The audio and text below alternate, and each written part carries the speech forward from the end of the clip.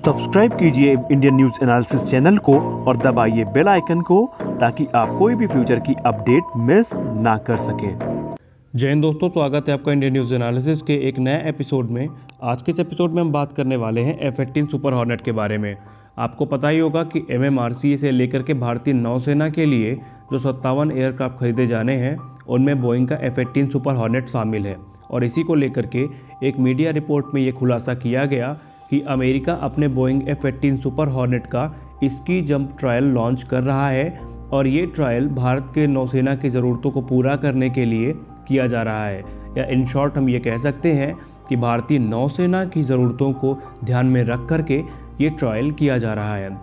Boeing इस समय F-18 super hornet का जो ग्राउंड बेस्ड अपना जो वहाँ पे फैकल्टी है वहाँ से ये ट्रायल पूरा कर रहा है। और ये ट्रायल भारतीय नौसेना के जो जहाज़ हैं जो कि इस समय भारतीय नौसेना ऑपरेट कर रही है उनको पूरी तरीके से ध्यान में रख करके कर रहा है। और ये जो जहाज़ F-18 सुपर हॉर्नेट है ये भारत जैसा एयरक्राफ्ट कैरियर यूज़ करता है, जैसे कि हमारा INS विक्रमादित्य है जो कि एक स्टोबार यानी कि आप ये कह सकते हैं short take off but arrested recovery configuration वाला एक एयरक्राफ्ट कैरियर है। उसको ध्यान में रख करके अमेरिका ये ट्रायल कर रहा है। और ये जो जहाज़ हैं ये भारत के future aircraft carrier INS Vikrant में भी आसानी से ऑपरेट किए जा सकेंगे।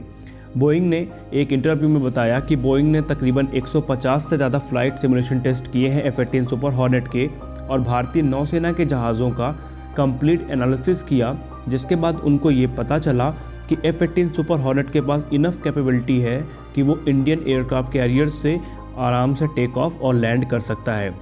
शुरुआत में बोइंग को ये लगा था कि उसे F-18 सुपर हॉर्नेट में काफ़ी बड़े चेंजेस करने पड़ेंगे, लेकिन जब बोइंग ने केस स्टडी की, पूरा एनालिसिस किया और सिमुलेशन टेस्ट किए तो बोइंग को ये पता चला कि F-18 सुपर हॉर्नेट को ऑपरेट करने के लिए उसमें बहुत ज़्यादा चेंजेस भारतीय नौसेना को नहीं करने पड़ेंगे। और जो F-18 सुपर हॉर्नेट ब्लॉक 3 है वो बहुत ज़्यादा कैपेबल है स्की जंप वाले एयरक्राफ्ट कैरियर से लॉन्च किए जाने के लिए। फ़िलहाल इसका जो डेमोन्स्ट्रेशन है वो लगातार चालू है और बोइंग इस पर काम कर रही है। और इसके पहले भी बोइंग ने इस चीज़ को अनाउंस किया था कि वो फरवरी में इस चीज़ का जो ट्रायल है इसकी जंप का वो शुरू करेंगे, लेकिन उन्होंने पहले ही शुरू कर दिया है। और इसे बेसिकली भारत के जो स्टोबार यानी कि जो हमारे एयरक्राफ्ट कैरियर हैं जो कि वर्टिकल टेक ऑफ करने के लिए बनाए जाते हैं उनको ध्यान में रख करके यहाँ पे किया जा रहा है इस पर काम।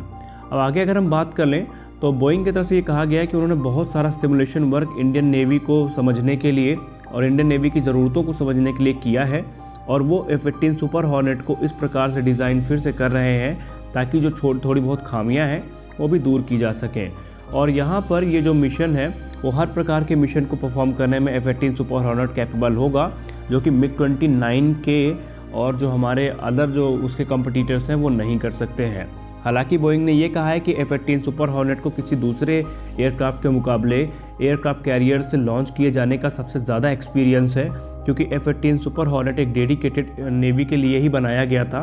तो ऐसे में अगर इंडियन नेवी इसको सेलेक्ट करती है तो इंडियन नेवी के लिए काफ़ी कॉस्ट इफेक्टिव भी हो सकता है। फिलहाल आपको बता दें कि पहली मर्तबा नहीं था जब F-18 सुपर हॉर्नेट का ऐसा ट्रायल किया गया हो। दरअसल मैकडोनल डगलस जिसने F-18 सुपर हॉर्नेट को बनाया था उसने कोल्ड वार के एंड से ही इसकी जंप ट्रायल्स इसके शुरू कर दिए थे और इसका जो टेस्टिंग था वो भी शुरू कर दिया गया था। तो ये कोई नई खबर नहीं है कि F-18 सुपर हॉर्नेट का जो इसकी जंप ट्रायल है वो शुरू किया गया हो। आपको बता दें कि 2016 से ही इंडियन नेवी ने अपना जो 57 नए फाइटर जेट्स की खरीद का प्रोग्राम है वो शुरू कर दिया है, क्योंकि इंडियन नेवी को अपने जो इस समय एग्जिस्टिंग MiG-29 के फॉल्क्रम्स की जो फ्लीट है उससे बहुत सारी कंप्लेंट्स हैं, फिर चाहे वो स्पेयर पार्ट्स को लेकर के हो या मेंटेनेंस को लेकर के हो। इसीलिए Indian navy multi role carrier borne fighters को अब खरीदना चाहती है और इसीलिए उसने बहुत पहले ही RFI जारी कर दी थी। फिलहाल इस समय बता दें कि इंडियन नेवी के सामने भारत ने इंडिजिनस तौर पर डेवलप किया गया तेजस का नेवल वेरिएंट भी रखा था, लेकिन ओवरवेट होने के कारण और कुछ खामियां होने के कारण उसको सिलेक्ट नहीं किया गया था। लेकिन बाद में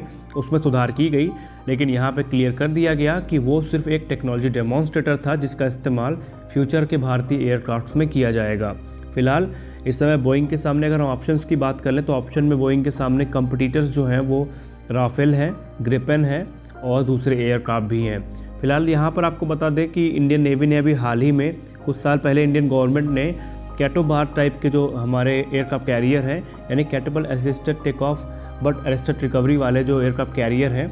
वो उन पे भी इंटरेस्ट दिखाया है, जिसके बाद जो यूके की रॉयल नेवी है उसने अपना क्वीन एलिजाबेथ क्लास का एक एयरक्राफ्ट कैरियर डिज़ाइन भारत के सामने रखा है, लेकिन भारत ने अभी तक उस पर कोई जवाब नहीं दिया है।